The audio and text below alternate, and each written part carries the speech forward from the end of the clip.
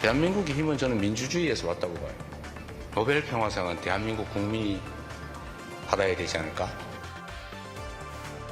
대한민국을 공포해 비상계엄을 전 세계를 선포합니다. 충격에 빠뜨렸던 12.3 비상계엄 사태. 그리고 1년 후 외신 기자들 앞에 선 이재명 대통령. 국민에게 계엄 해제 공을 돌리면서 가짜뉴스 등 민주주의를 흔드는 행위에 대해서는 엄정 대응을 예고했습니다. 예를 들면 중국 정부가 작업을 해서 대한민국이 부정선거로 뭐 대통령이 뽑혔다. 뭐 이런 주장이 있잖아요. 부정선거를 냈으면 윤석열 대통령은 왜 당선됐습니까? 전직 대통령도 옥중에서 외신과 서면 인터뷰를 했는데요. 역시나 1년 전 그 주장으로 되돌아갔습니다.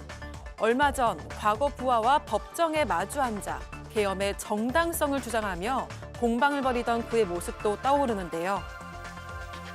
전 세계로 중계 방송이 되는데 국회 본회의장에 특수부대가 들어가서 의원을 끄집어내고 이러면은 그거 진짜 아무리 무슨 독재자라 그래도 그거 성하겠습니까? 12.3 비상계엄 1년인 오늘 김건희 씨 재판이 마무리됩니다. 교도관들의 부축을 받으며 등장한 그도 역시 모든 혐의를 부인했는데요. 이른바 V0와 V1으로 불린 전직 대통령 부부. 12.3 계엄 1년이 지난 오늘도 여전히 같은 입장만 반복하는 모습입니다. 예, 오늘은 우원식 국회의장과의 특집 인터뷰가 준비돼 있어서 여야 패널 두 분과만 이야기를 나눠보도록 하겠습니다. 오늘 일본 최대 신문 중 하나죠. 요미우리 신문이 지난달에 변호인을 통해서 옥중 서면 인터뷰를 했다 하면서 윤석열 전 대통령과의 인터뷰를 기사화했습니다. 여기 내용을 보면 윤 전 대통령이 국민을 억압하는 과거의 계엄과는 다르다 이런 식으로 경고성 계엄이다 이런 주장을 반복했습니다. 김기용 의원님 어떻게 보셨어요? 우선 윤석열 전 대통령의 계엄 선포에 대한 이유와 그다음에 변호를 할 때 본인이 계속 줄곧 주장했던 바입니다. 근데 저희가 윤석열 전 대통령이 이제 계엄으로 인해서 헌재에서 파면 결정을 받았습니다. 근데 헌재 결정문에 제가 일부분을 제가 조금 말씀을 드리겠습니다. 대통령은 파면이 됐지만 그 당시에 그 당시에 야당이죠. 지금 민주당에 대해서 국회의 역할, 몫에 대해서 분명한 비판 대목이 있습니다. 그래서 그때 상황에 대해서 피청구인 윤석열 당시 대통령이 어떤 입장이었는지, 어떤 인식이었는지를 좀 주장하는 바가 있어서 제가 설명을 하는데요. 윤 대통령이 수립한 주요 정책이 야당 반대로 시행되지 못하고 야당은 정부가 반대하는 법률을 일방적으로 통과시켜서 윤 대통령이 야당의 전횡으로 국정이 마비되고 국익이 현저히 저하돼 가고 있다는 것을 인식해서 이를 어떻게든 타개해야 한다는 막중한 책임감을 느끼게 됐을 것이라는 그 부분이 있습니다. 예. 그리고 또 의혹만으로도 탄핵 심판 제도를 오로지 정부에 대한 정치적 압박 수단으로 사용을 해서 탄핵 심판 제도의 본래 취지에 부합되지 않는다 하면서 야당의 끊임없는 한 20여 차례의 어떤 탄핵에 대한 문제 제기도 했고요. 정책에 대한 발목 잡기 그리고 감행 예산 여러 부분에 대해서 그런 부분에 대한 지적을 했습니다. 그래서 저는 윤석열 전 대통령의 인식이 다 맞다는 건 아니지만 그 당시에 대통령으로서 야당의 발목 잡기에 대해서 어떤 생각을 했는지 그리고 그 부분에 대해서 헌재 결정문에도 일정 부분이 있다는 거죠. 그렇다고 해서 제가 윤석열 전 대통령이 이 인식에 따른 문제 해결 방식으로 계엄이라는 것을 선택했어야 되느냐 그리고 그게 합리적이고 맞는 부분이어야 대해서는 저는 동의하지 않는다는 부분을 말씀드립니다. 예, 신혜영 의원님. 예, 야당이 반대를 했으면 더 정치력을 발휘해서 윤석열 전 대통령이 더 소통하고 야당과 협치하려고 노력해야 됐었는 거 아닌가요? 오히려 야당을 범죄자 집단 그리고 오히려 반국가 세력으로 치부했기 때문에 그 국면에서 아무것도 할 수 없었던 윤석열 정부의 무능이 그대로 드러났고 결국에는 위법한 계엄을 선언한 거 아닙니까? 그 스스로 나락에 빠졌는데 지금 예전의 계엄과는 다르다고요? 45년 전의 계엄보다 이 부분은 민주주의의 테러다. 그러면서 더 엄중하게 인식해야 된다라고 하는 게 특검의 이야기였습니다. 특히나 이게 경고성 계엄이었다고 결론적으로 본인이 변명하고 있긴 한데 그렇지 않았다라는 정황들이 지난 1년간 상당히 많이 드러나지 않았습니까? 아니 그날에 그 12.3 비상계엄을 선언하고 나서도 예. 국회문을 부수고 들어가서 인원들 끄집어내라. 그리고 4명이 한 명씩 들쳐 나오라고 해. 그리고 국회로 들어가는 국회의원들 포고령 위반이니까 다 잡아.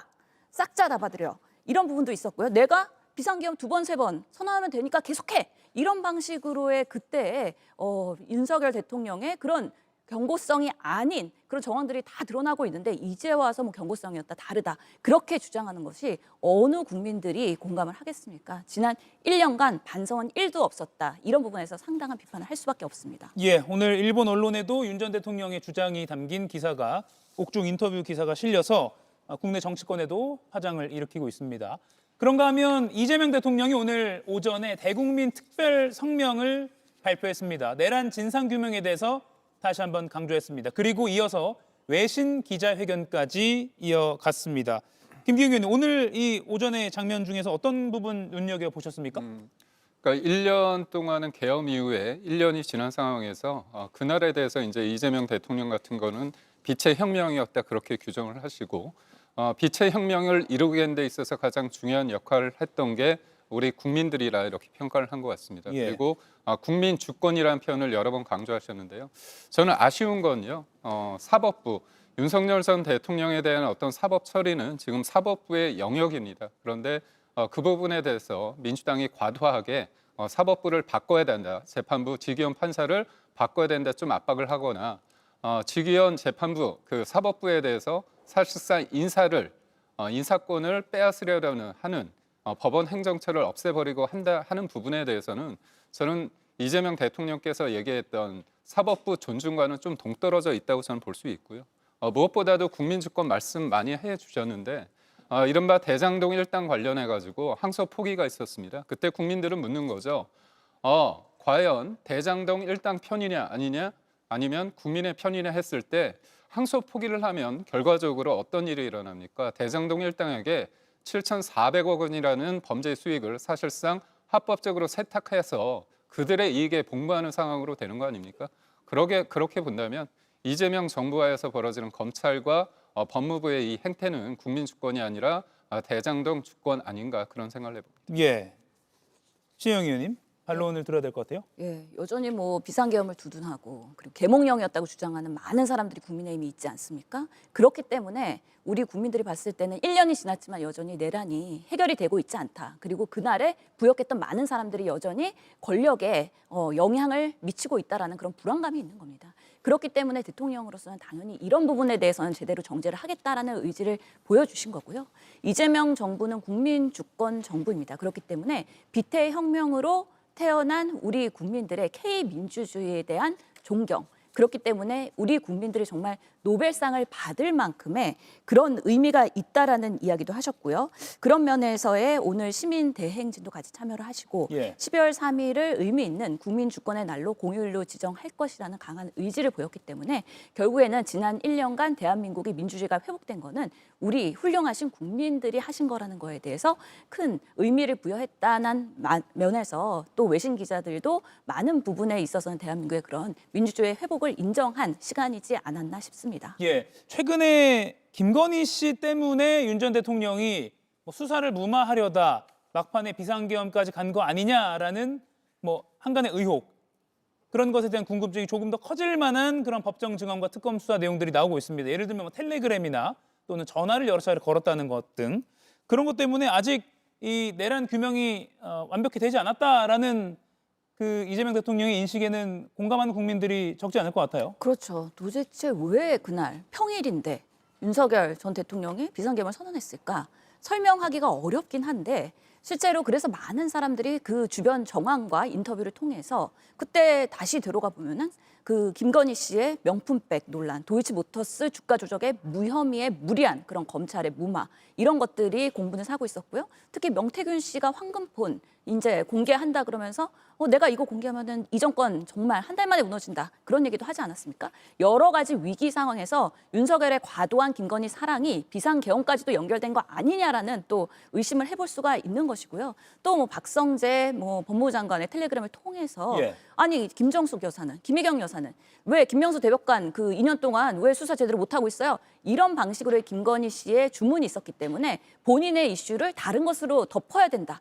야, 그런 정권의 뭔가 위기의식이나 정말 말도 안 되는 대안을 비상계엄으로 한 거다라는 이야기들이 있기 때문에 사실관계 확인이 꼭 필요하고 또 보도되는 건 플랜 B도 없다고 하는 거 아니겠습니까? 그런 부분에 있어서 정말 대책 없는 정부였구나라고 생각할 수밖에 없습니다. 예, 참고로 저희가 방금 화면으로 좀 띄워드렸는데 어제 중앙일보가 윤석열 정부 당시의 참모들이 말한 것을 인용해서요. 계엄을 김건희 씨 때문에 했다고 생각한다라는 참모들의 전언을 기사화했습니다. 그런데 이에 대해서 윤 전 대통령 변호인단이 관심법이냐라는 식으로 이 보도 내용에 대해서 반발했습니다. 김기웅 의원님, 이건 그러면 김건희 씨는 계엄의 요인이 아니다라는 취지로 변호인단은 주장을 하는 걸까요?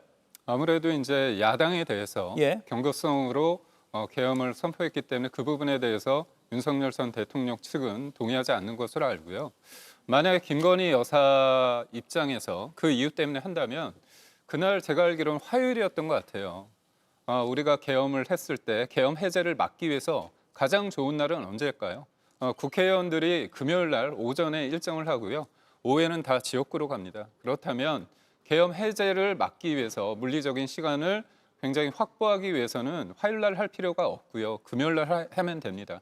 그리고 제가 볼 때는 그날 해야 될 이유가 있었습니다. 그 다음 날 민주당에서 서울중앙지검장과 감사원장에 대해서 탄핵을 발의를 한다고 했습니다. 그렇기 때문에 지금 20여 차례에 있어서 실질적으로 국무위원들이 탄핵을 당했습니다. 탄핵이 되면요, 대체적으로 6개월 가까이 그 부처가 식물 부처가 되는 겁니다. 정권이 바뀌었죠. 여서야대 국면이기 때문에 우리 신영현 위원 말씀처럼 좀 더 적극적으로 대화 타협을 통해서 야당을 끌어안고 해야 되는 면이 있습니다. 그런데 제가 볼 때 야당 또한 그 여당에 대해서 어떻게 했습니까? 윤석열 대통령 집권하자마자 탄핵 얘기를 했습니다. 그리고 20여 차례 탄핵을 했고요. 그중에 통과된 건 하나도 없습니다. 사실상 정치적인 목적이 다분했기 때문에 그런 과정 속에서 서울중앙지검장 그리고 감사원장까지 된다고 했을 때 대통령으로서 느껴야 될 그 무력감, 그런 부분도 일정 부분 저는 작용했다고 봅니다. 예, 김건희 씨가 과연 윤 전 대통령의 계엄을 실행하기 위한 그런 요인이었는지 좀 밝혀질 필요도 있어 보입니다. 이가혁 라이브를 시청해 주셔서 고맙습니다. 이가혁 라이브는 평일 오후 5시 TV와 유튜브로 실시간으로도 함께 하실 수 있습니다.